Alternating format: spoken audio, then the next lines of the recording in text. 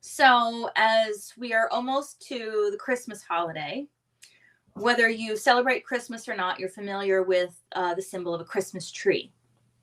So this actually predates Christianity. The Christmas tree was something that was done prior, and essentially the Christmas tree is an evergreen tree. If you live in a colder climate, all the other trees that would drop their leaves, it would look pretty bleak. Mm-hmm. So the tradition was that you cut down or brought into your place a evergreen tree as a reminder that once winter was over, that the plants would bloom again, that they would grow again, right? It's an evergreen. It's sort of like a symbol of hope that all this snow will go away. All these dead branches will come back to life. It's a symbol of hope. So my question to you is, when you're in a dark place, what serves as your Christmas tree? What's your symbol of hope or your light at the end of the tunnel that you keep in mind? You want to go first? No, you go. Okay. I got to think of my answer. I will say, for me, it's going to sound a little cheesy in this moment, but I would say that my Christmas tree is this group and our mission and purpose that we're trying to bring to the world in our small way. I think there's times where I certainly feel like it's too much, or no one cares, or why bother? But then I think about the passion and the drive and the belief of all of us, and the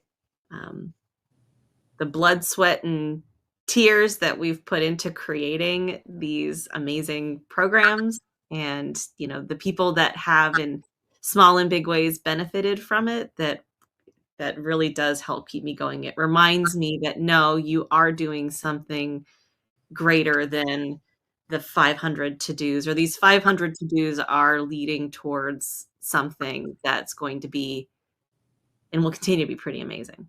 And to do it with two of my people that I love the most, I think is also a great reminder of, and a gift that I have. Oh, yeah. Okay, you really smashed that one out of the park. Vibe on that one. Mm-hmm. It was, and when you first asked it, I got a little nervous. I was like, "Oh boy, Rob's going to say something way better than me." That's why you went first, right? That's why I was like, "You want to go first?" But as I thought about it, it actually wasn't very hard to answer. When I really thought at the end of the day, when I feel like I'm in a funk, or it feels a little dark and nothing is growing, feels like things are just crumbling. Okay, so you can kind of just, maybe that can be your little like reminder symbol, is like, just think like Christmas tree. Like, yeah. You start to get in that funky place, like just think of a Christmas tree, and then you'll, kind of recall back to that mission. Mm-hmm. Okay, Rob, I hate to call on you after she smashed that, but do you have anything you'd like to share that's your Christmas tree? No. I think that deep down, it's having a belief in yourself, which is newer for me, because when I was younger, I didn't have that. So I didn't really have a Christmas tree to point to center myself. But now I do, because the more people that you meet that are in high positions, whether they be in government, whether they be in business, the more you realize they're just like you. And if they're at a certain position, why can't you be at that certain position? So for me, I love your answer. It was fantastic and way better than mine. But it's just having an ultimate vision of what I think I'm capable of, that I have to remind myself when I'm in those moments of inaction or funk or darkness. That if they can do it, you can too. Well, yeah. Why not? Right. Why not you? Yeah. Because ultimately, what is the difference between me and anybody else? Sure. Only the decisions that we make and the actions we take and the words that we use and how we think and how we manage and control our focus. Yeah. Well, how about you, Sierra? Very good. Three. Well, actually, it's funny. I asked the question, but I really hadn't thought about my own answer.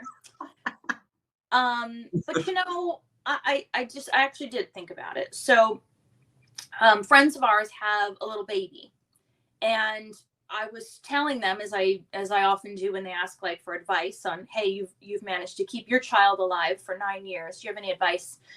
One of the things that I gave them as advice was about teaching the baby sign language.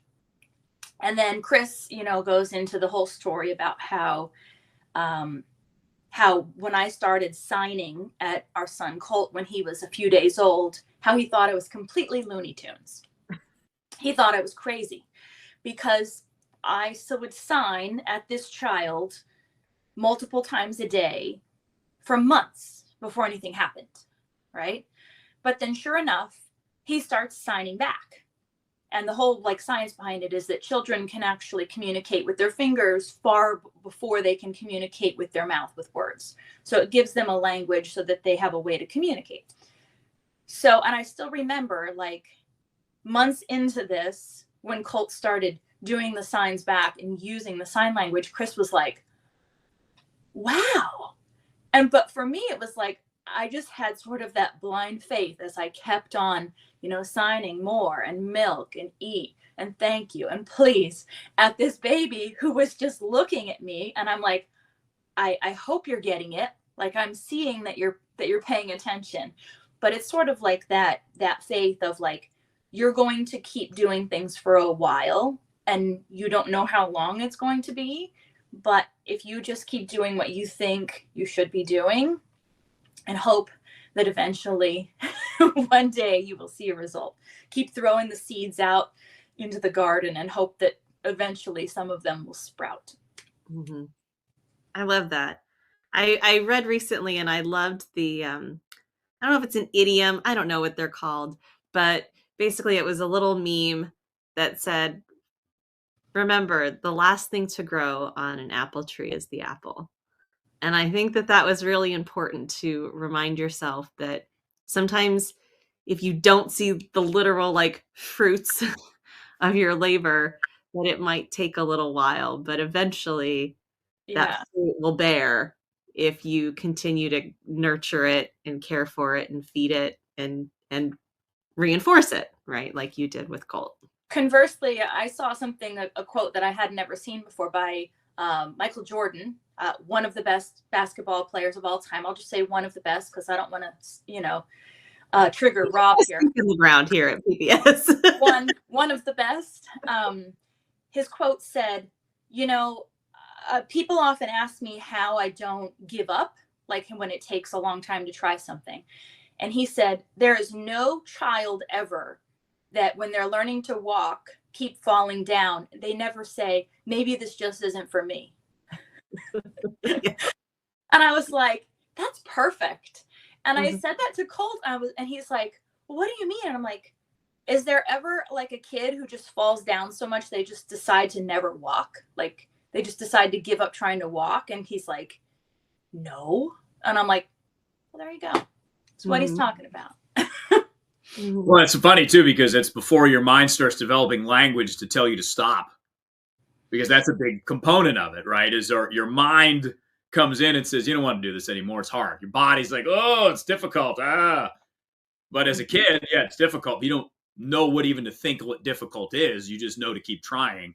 It's when our language comes in, to use your sign language to take that next step further, is that you learn to manage that so that you can become the tree or use the tree or plant your roots and understand that eventually, if you keep watering it, you'll get fruit. Mm-hmm. Just take some time. Down and be a Christmas tree. One of the two. Be a Christmas tree. So the next time you start to feel frustrated or you start to feel in the dark, in the literal darkness for people who live in colder places in the wintertime, keep in mind your Christmas tree, your symbolic Christmas tree of what gives you hope for the other side, where you'll come out the other side.